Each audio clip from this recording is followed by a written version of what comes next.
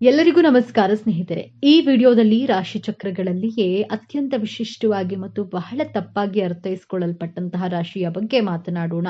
ಹಾಗಾದ್ರೆ 12 ರಾಶಿಗಳಲ್ಲಿ ಕುಂಭ ರಾಶಿಯನ್ನ ಯಾಕೆ ಬಹಳ ತಪ್ಪಾಗಿ ಅರ್ಥ ಮಾಡಿಕೊಳ್ಳಲಾಗ್ತಾ ಇದೆ ಎನ್ನುವ ವಿಚಾರವನ್ನ ಬಹಳ ಸಂಕ್ಷಿಪ್ತವಾಗಿ ತಿಳಿದುಕೊಳ್ಳೋದಾದ್ರೆ, ಇಂದಿನ ಈ ವಿಡಿಯೋದಲ್ಲಿ ಈ ಕುಂಭ ರಾಶಿಯ ಬಗ್ಗೆ ಕೆಲವು ಮುಖ್ಯವಾದ ವಿಚಾರಗಳನ್ನ ತಿಳಿದುಕೊಳ್ಳಲಿದ್ದೇವೆ. ಇಡೀ ಜಗತ್ತಿನಲ್ಲಿ ಇರುವಂತಹ ಕಷ್ಟಗಳನ್ನ ತನ್ನ ಹೆಗಲ ಮೇಲೆ ಹೊತ್ತುಕೊಂಡು ಏನೂ ಸಮಸ್ಯೆಗಳೇ ಇಲ್ಲ ಎನ್ನುವ ರೀತಿಯಲ್ಲಿ ನ್ಯಾಯಬದ್ಧವಾಗಿ ದುಡಿಯುವ ಜನರು ಈ ಕುಂಭರಾಶಿಯ ವ್ಯಕ್ತಿಗಳು. ಕುಂಭರಾಶಿಯ ಬಂಧುಗಳೇ, ಈಗ ನೀವು ನೋಡ್ತಿರುವ ಈ ವಿಡಿಯೋ ಆಕಸ್ಮಿಕವಾಗಿ ನಿಮ್ಮ ಮುಂದೆ ಬಂದಿಲ್ಲ. ನಿಮ್ಮ ಜೀವನದ ಅತ್ಯಂತ ನಿರ್ಣಾಯಕ ಘಟ್ಟದಲ್ಲಿ ನಿಂತಿರುವ ನಿಮಗೆ ನಿಮ್ಮ ಇಷ್ಟ ದೇವರು ಅಥವಾ ನಿಮ್ಮ ಗುರುದೇವರು ಒಂದು ಪ್ರಮುಖ ಸಂದೇಶವನ್ನ ನೀಡಲು ಬಯಸಿದ್ದಾರೆ. ನೀವು ನಿಮ್ಮ ಜೀವನದಲ್ಲಿ ಇದೇ ಆಗುತ್ತದೆ, ಇಷ್ಟು ದಿನ ಅನುಭವಿಸಿದಂತಹ ನೋವು, ಅವಮಾನಗಳಿಗೆ, ಕಷ್ಟಗಳಿಗೆ ಪ್ರತಿಫಲ ಸಿಗುವ ಸಮಯ ಬಂದಿದೆ. ನಿಮ್ಮ ಜೀವನದ ದಿಕ್ಕು ಯಶಸ್ಸಿನ ಉತ್ತುಂಗಕ್ಕೆ ಇರುತ್ತದೆ ಅಥವಾ ಪಾತಾಳಕ್ಕೆ ಕುಸಿಯುತ್ತದೆ. ನಿಮ್ಮ ಭವಿಷ್ಯ ಈಗ ನಿರ್ಧರಿಸಲಿವೆ. ಈ ಸಮಯದಲ್ಲಿ ನಿಮಗೆ ಎದುರಾಗಲಿರುವ ದೊಡ್ಡ ಕಠಿಣ ಸವಾಲು ಯಾವುದು, ಅದರಿಂದ ಪಾರಾಗುವುದು ಹೇಗೆ ತಿಳಿಯಲು ಈ ವಿಡಿಯೋವನ್ನ ಸಂಪೂರ್ಣವಾಗಿ ನೋಡಿ.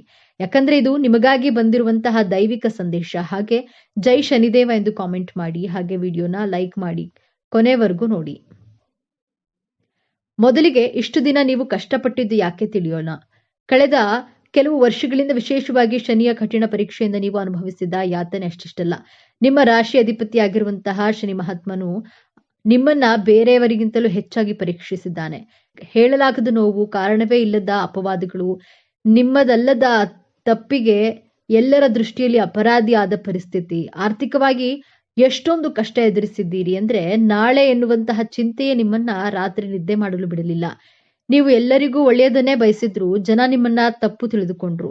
ನಿಮ್ಮ ಆಳವಾದ ಜ್ಞಾನವನ್ನ, ನಿಮ್ಮ ದೂರದೃಷ್ಟಿಯನ್ನ ಯಾರು ಅರ್ಥ ಮಾಡಿಕೊಳ್ಳಲಿಲ್ಲ. ನೀವು ಪ್ರಾಣಕ್ಕಿಂತ ಹೆಚ್ಚಾಗಿ ನಂಬಿದವರೇ ನಿಮಗೆ ಬೆನ್ನಿಗೆ ಚೂರಿ ಹಾಕಿದ್ರು. ಇದಕ್ಕೆಲ್ಲ ಕಾರಣ ಏನು? ನಿಮ್ಮ ಪ್ರಯತ್ನದಲ್ಲಿ ಯಾವುದೇ ದೋಷವಿರಲಿಲ್ಲ. ಆದರೆ ನಿಮ್ಮ ರಾಶಿಯಾಧಿಪತಿಯಾದ ಶನಿಯೇ ನಿಮಗೆ ಒಂದು ಕಠಿಣವಾದ ಅಗ್ನಿ ಪರೀಕ್ಷೆಯನ್ನ ಇಟ್ಟು ಇದು ನಿಮ್ಮನ್ನ ಶುದ್ಧ ಚಿನ್ನವನ್ನಾಗಿ ಮಾಡುವಂತಹ ಪರೀಕ್ಷೆಯಾಗಿತ್ತು. ಆದರೆ ಆ ಕಷ್ಟದ ದಿನಗಳು, ಆ ಕರಾಳ ಅಧ್ಯಾಯ ಈಗ ಮುಗಿಯುವ ಹಂತಕ್ಕೆ ಬಂದಿದೆ. ಹೌದು, ಈ ಸಮಯವನ್ನ ನಿಮ್ಮ ಜೀವನದ ಸುವರ್ಣ ಯುಗ ಎಂದು ಬರೆದಿಟ್ಕೊಳ್ಳಿ. ನಿಮ್ಮ ರಾಶಿಯಾಧಿಪತಿಯಾದ ಶನಿ ಮಹಾತ್ಮನೇ ಈಗ ನಿಮಗೆ ಪ್ರತಿಫಲವನ್ನ ಅಂದ್ರೆ ಕರ್ಮಕ್ಕೆ ತಕ್ಕ ನ್ಯಾಯವನ್ನ ನೀಡಲು ಸಿದ್ಧನಾಗಿದ್ದಾನೆ. ಜೊತೆಗೆ ಗುರುಬಲದ ಸಂಪೂರ್ಣ ಕೃಪೆಯು ನಿಮ್ಮ ಮೇಲಿದೆ. ನಿಮ್ಮ ಜೀವನದ ಪ್ರತಿಯೊಂದು ಕ್ಷೇತ್ರವೂ ಹೇಗೆ ಅದ್ಭುತವಾಗಿ ಬದಲಾಗುತ್ತೆ ಎಂದು ಈಗ ಒಂದೊಂದಾಗಿ ನೋಡೋಣ. ಎಷ್ಟೋ ದಿನಗಳಿಂದ ಒಂದೇ ಜಾಗದಲ್ಲಿ ಕೂತು ನಿಮ್ಮ ಬುದ್ಧಿವಂತಿಕೆಗೆ, ನಿಮ್ಮ ಹೊಸ ಆಲೋಚನೆಗಳಿಗೆ ತಕ್ಕ ಬೆಲೆ ಸಿಗಲಿಲ್ಲ. ಎಷ್ಟೇ ಪ್ರಾಮಾಣಿಕವಾಗಿ ದುಡಿದ್ರೂ ನಿಮಗೆ ಪ್ರಶಂಸೆ ಸಿಗಲಿಲ್ಲ. ಆದ್ರೆ ಈ ಉತ್ತಮ ಸಮಯದಲ್ಲಿ ಗ್ರಹಗಳ ಸಂಚಾರವು ನಿಮ್ಮ ವೃತ್ತಿ ಸ್ಥಾನವನ್ನ ಬಲಪಡಿಸುತ್ತಿದೆ.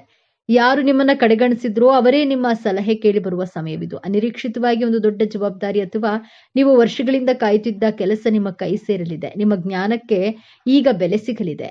ಇನ್ನು ಉದ್ಯೋಗ ಬದಲಾವಣೆ ಮಾಡಬೇಕು ಎಂದುಕೊಂಡವರಿಗೆ ಈಗಿರುವ ಕೆಲಸ ಬಿಡಬೇಕಾ ಬೇಡವಾ ಎಂಬ ಮಹಾ ಗೊಂದಲದಲ್ಲಿ ಇದ್ದಂತಹ ನಿಮಗೆ ಈ ಸಮಯ ಅತ್ಯಂತ ಶುಭ ಸಮಯ. ನಿಮಗೆ ಬರುವ ಹೊಸ ಉದ್ಯೋಗದ ಅವಕಾಶ ನೀವು ಕನಸಿನಲ್ಲೂ ನಿರೀಕ್ಷೆ ಮಾಡದಿದ್ದಕ್ಕೆ ದೊಡ್ಡ ಮಟ್ಟದಲ್ಲಿರುತ್ತದೆ. ಸಂಬಳ, ಹುದ್ದೆ ಎರಡರಲ್ಲೂ ದೊಡ್ಡ ಏರಿಕೆಯನ್ನ ಕಾಣ್ತೀರಿ.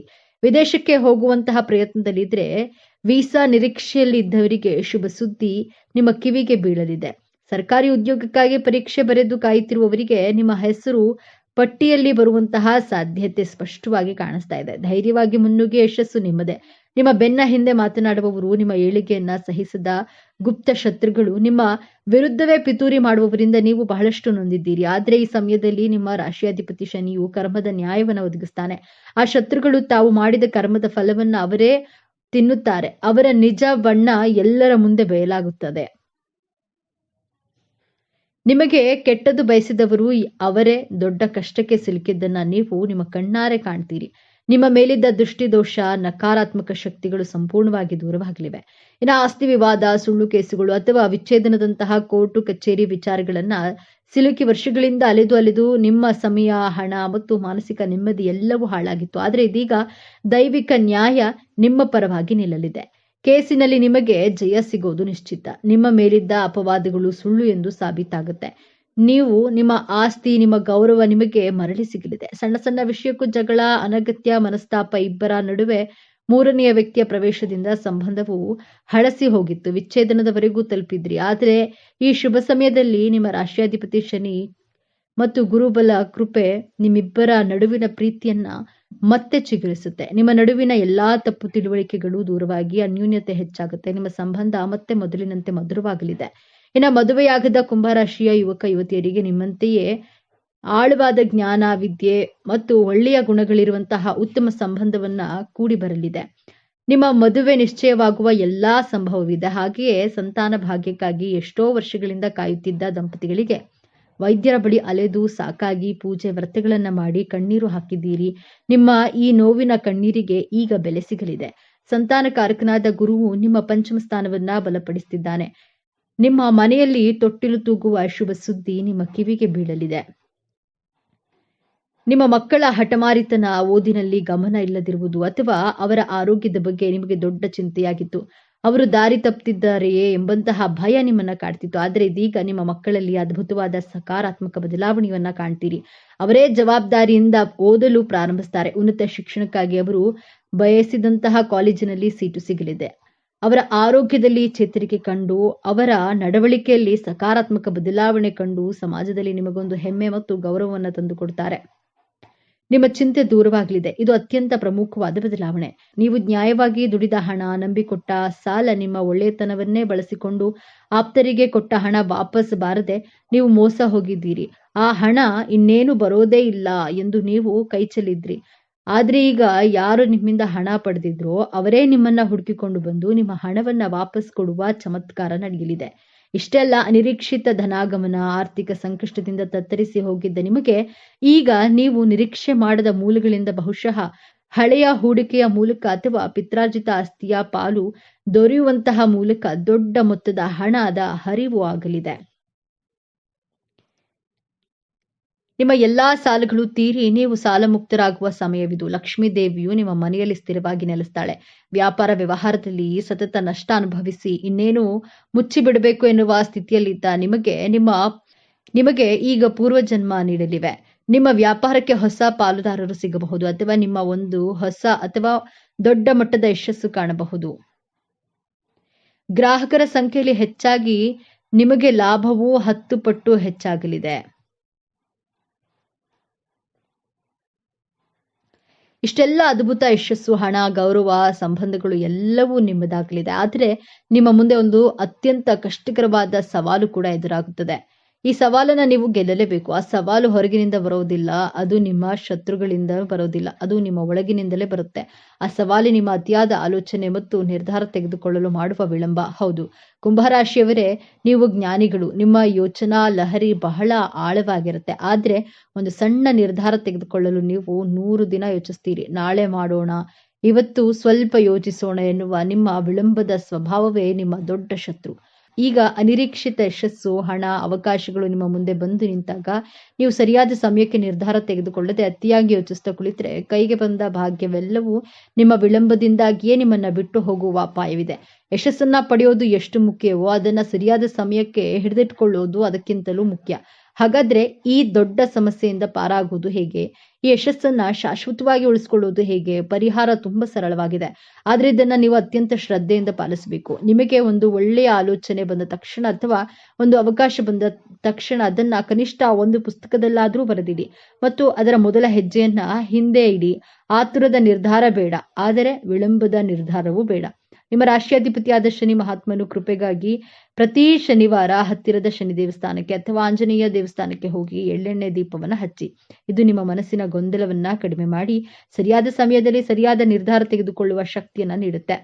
ನಿಮಗೆ ಯಶಸ್ಸು ಸಿಕ್ಕಾಗ, ಹಣ ಬಂದಾಗ ಅದನ್ನ ತಲೆಗೆ ಏರಿಸ್ಕೊಳ್ಳಬೇಡಿ. ತಕ್ಷಣ ನಿಮ್ಮ ಇಷ್ಟ ದೇವರನ್ನ ಅಥವಾ ಶನಿ ಮಹಾತ್ಮನನ್ನ ಮನಸ್ಸಿನಲ್ಲಿ ಸ್ಮರಿಸಿ. ಇದೆಲ್ಲ ನಿನ್ನ ಕೃಪೆ, ನನ್ನ ಕರ್ಮಕ್ಕೆ ಸಿಕ್ಕ ಫಲ ಎಂದು ಕೃತಜ್ಞತೆಯನ್ನ ಸಲ್ಲಿಸಿ.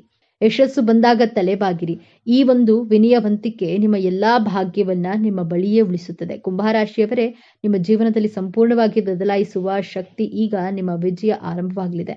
ನೀವು ಅನುಭವಿಸಿದ ಪ್ರತಿಯೊಂದು ನೋವಿಗೂ ಈಗ ನ್ಯಾಯ ಸಿಗಲಿದೆ. ನಿಮ್ಮ ಕಣ್ಣೀರು ಈಗ ಆನಂದ ಭಾಷ್ಪವಾಗಿ ಬದಲಾಗುವ ಸಮಯ ಬಂದಿದೆ. ನೆನಪಿಡಿ, ಈ ವಿಡಿಯೋ ನಿಮಗೆ ತಲುಪಿದ್ದು ಆಕಸ್ಮಿಕವಲ್ಲ. ಇದು ನಿಮ್ಮ ಇಷ್ಟ ದೇವರು ನಿಮಗೆ ನೀಡುತ್ತಿರುವ ಸ್ಪಷ್ಟ ಸಂದೇಶ. ಈ ಅದ್ಭುತ ಸಮಯವನ್ನ ಸದುಪಯೋಗಪಡಿಸಿಕೊಳ್ಳಿ.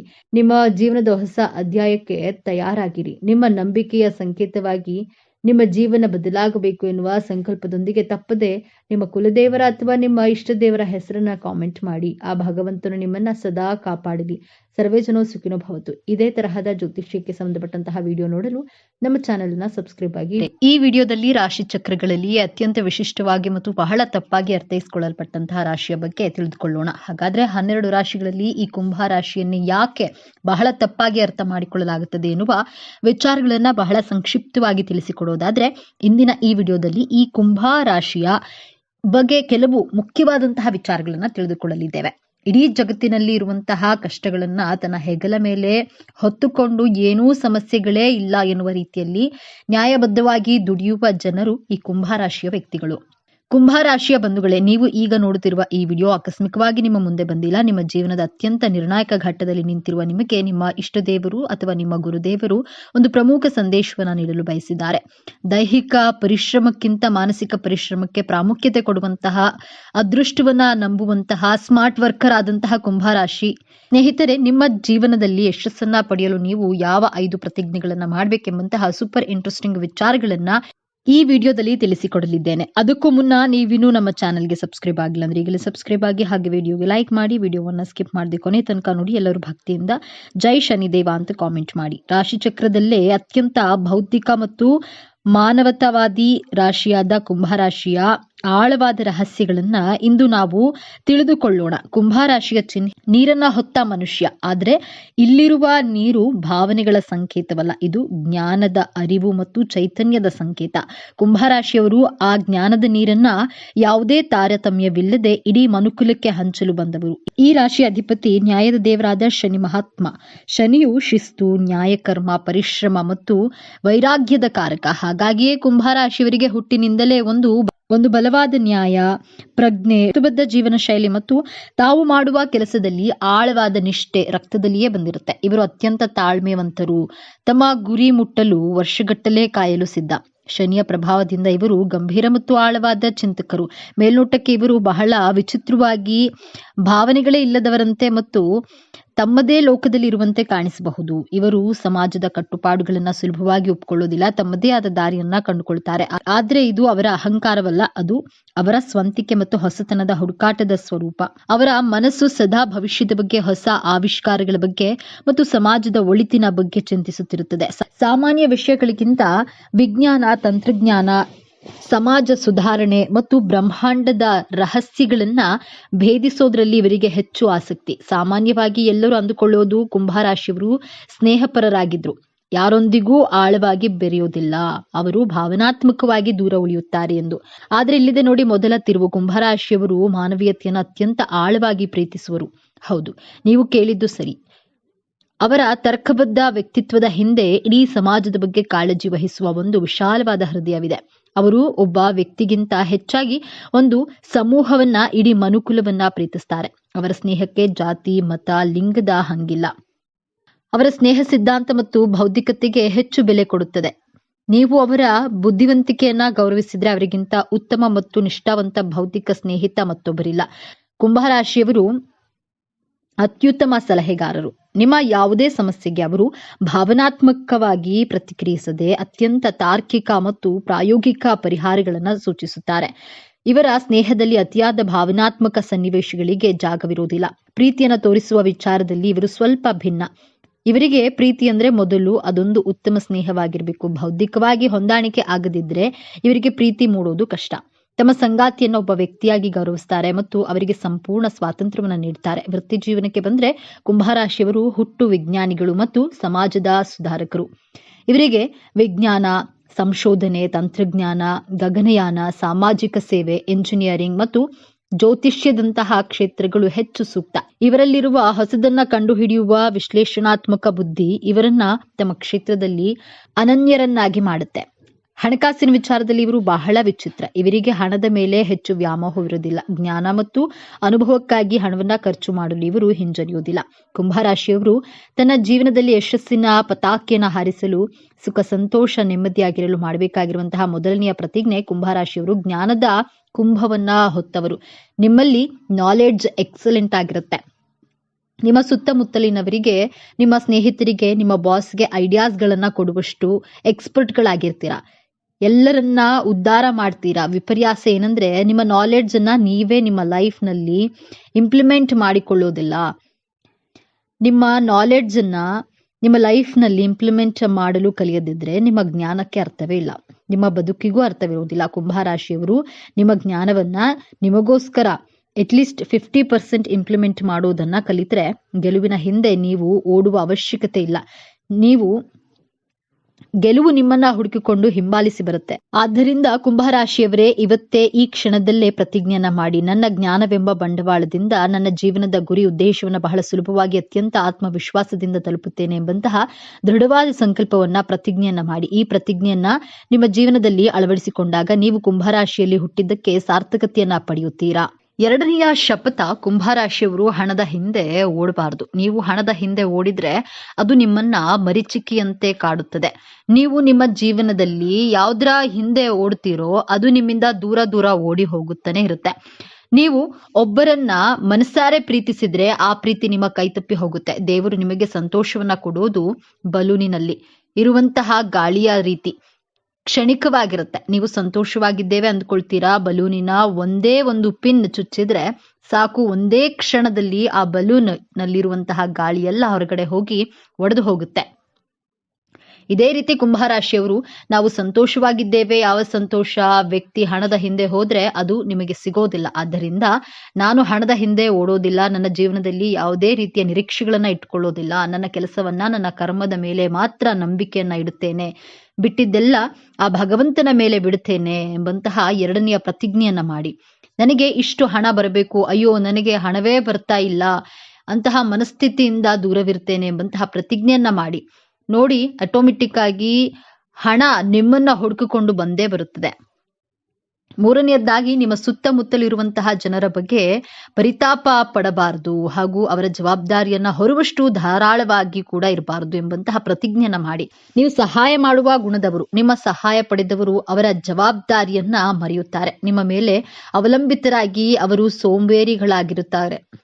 ಅವರು ಸೋಂಬೇರಿಗಳಾಗುವುದಕ್ಕೆ ನೀವೇ ಕಾರಣ ಆಗ್ತೀರಾ. ಜೀವನ ಪೂರ್ತಿ ಬೇರೆಯವರ ಜವಾಬ್ದಾರಿಗಳನ್ನ ನೀವೇ ಹೊತ್ತರೆ ನಿಮ್ಮ ಜೀವನದ ಜವಾಬ್ದಾರಿಯನ್ನ ನೀವು ಹೊರೋದು ಯಾವಾಗ? ಇದು ಸಾಧ್ಯವಾಗದ ಮಾತು. ಎಷ್ಟು ಬೇಕೋ ಅಷ್ಟು ಸಹಾಯವನ್ನ ಮಾಡಿ. ಕರ್ಣನ ರೀತಿ, ಧರ್ಮರಾಯನ ರೀತಿ ದಾನ ಧರ್ಮ ಮಾಡುವುದು 50% ಕಡಿಮೆ ಮಾಡಿ ನೋಡಿ. ಕುಂಭರಾಶಿಯವರು ದಾನ ಮಾಡೋದ್ರಲ್ಲಿ ಕರ್ಣನ ರೀತಿ, ನಿಮ್ಮ ಮನಸ್ಸು ಧರ್ಮರಾಯನ ರೀತಿ, ವ್ಯೂಹವನ್ನ ತಂತ್ರವನ್ನ ರಚಿಸೋದ್ರಲ್ಲಿ ಶ್ರೀಕೃಷ್ಣನ ಹಾಗೆ ನೀವು ಆದ್ರೆ ಬೇರೆಯವರ ದೃಷ್ಟಿಯಲ್ಲಿ ನೀವು ಶಕುನಿ ನಾರದ ರೀತಿನೇ ಕಾಣುವುದು. ಆದ್ದರಿಂದ ಅವಶ್ಯಕತೆಗೆ ತಕ್ಕಂತೆ ಮಾತ್ರ ಸಹಾಯವನ್ನ ಮಾಡಿ. ನಿಮ್ಮ ಜೀವನ ಉದ್ಧಾರ ಮಾಡುವ ಕಡೆಗೂ ಗಮನ ಕೊಡಿ. ನನ್ನ ಜೀವನ ಉದ್ಧಾರ ಮಾಡುವ ಕಡೆ ನಾನು ಗಮನವನ್ನ ಕೊಡ್ತೇನೆ ಎಂಬಂತಹ ಶಪಥವನ್ನ ಮಾಡಿ.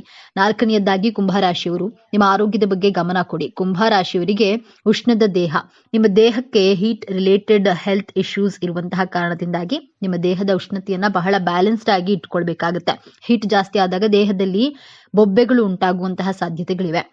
ಆದ್ದರಿಂದ ನೀವು ಸಿಟ್ರಸ್ ಇರುವಂತಹ ಹಣ್ಣುಗಳನ್ನ ಸೇವಿಸಿ ಮತ್ತು ಆರೋಗ್ಯ, ನಿಮ್ಮ ಹೆಲ್ತ್ ಡಯಟ್ ಕಡೆ, ಹೆಲ್ತ್ ಲೈಫ್ ಸ್ಟೈಲ್ ಕಡೆಗೆ ಗಮನವನ್ನ ಕೊಡಲೇಬೇಕು.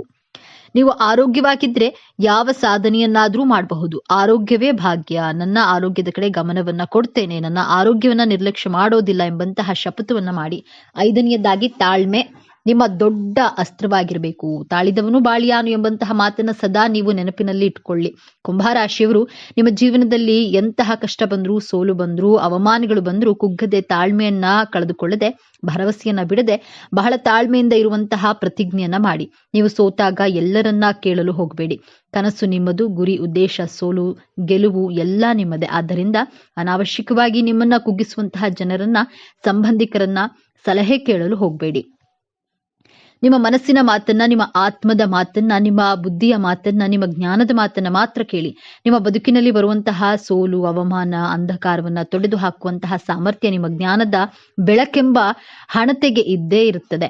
ಆದ್ದರಿಂದ ಕುಂಭರಾಶಿಯವರು ನಿಮ್ಮ ಸುತ್ತಮುತ್ತಲು ಇರುವವರು ಅವಮಾನ ಮಾಡಿದ್ರೂ ಕುಗ್ಗಬೇಡಿ. ತಾಳ್ಮೆಯಿಂದ ನಿಮ್ಮ ಮನಸ್ಸಿನ ಮಾತನ್ನ ಕೇಳಿ. ಆಗ ನಿಮ್ಮ ಜೀವನದಲ್ಲಿ ಸೋಲು ಅನ್ನುವಂತಹ ಪದಕ್ಕೆ ಜಾಗವೇ ಇರೋದಿಲ್ಲ.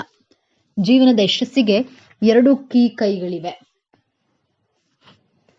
ಮೊದಲನೆಯದ್ದು ಕಠಿಣ ಪರಿಶ್ರಮ. ಹಗಲು ರಾತ್ರಿ ಪರಿಶ್ರಮದಿಂದ ದುಡಿದಾಗ ನಿಮ್ಮ ಯಶಸ್ಸಿನ ಬಾಗಿಲು ತೆರೆದುಕೊಳ್ಳುತ್ತೆ. ಮತ್ತೊಂದು ಕೈ ನಿಮ್ಮ ಅದೃಷ್ಟ. ಚೆನ್ನಾಗಿದ್ರೆ ಸ್ವಲ್ಪ ಪ್ರಯತ್ನ ಪಟ್ಟರು ನಿಮ್ಮ ಯಶಸ್ಸಿನ ಬಾಗಿಲು ತೆರೆದುಕೊಳ್ಳುತ್ತೆ. ಅದೃಷ್ಟ, ಸ್ಮಾರ್ಟ್ ವರ್ಕ್ ಮೇಲೆ ನಂಬಿಕೆಯನ್ನ ಇಟ್ಟು ದುಡಿಯಿರಿ, ಜಯ ಖಂಡಿತವಾಗಿಯೂ ನಿಮ್ಮದಾಗುತ್ತೆ ಅಂತ ಹೇಳ್ತಾ ಇವತ್ತಿನ ವಿಡಿಯೋವನ್ನ ಮುಗಿಸ್ತಾ ಇದ್ದೇನೆ. ಈ ವಿಚಾರಗಳನ್ನ ನಿಮಗೆ ಇಷ್ಟ ಆಗಿದೆ ಅಂತ ಭಾವಿಸ್ತಿದ್ದೇನೆ.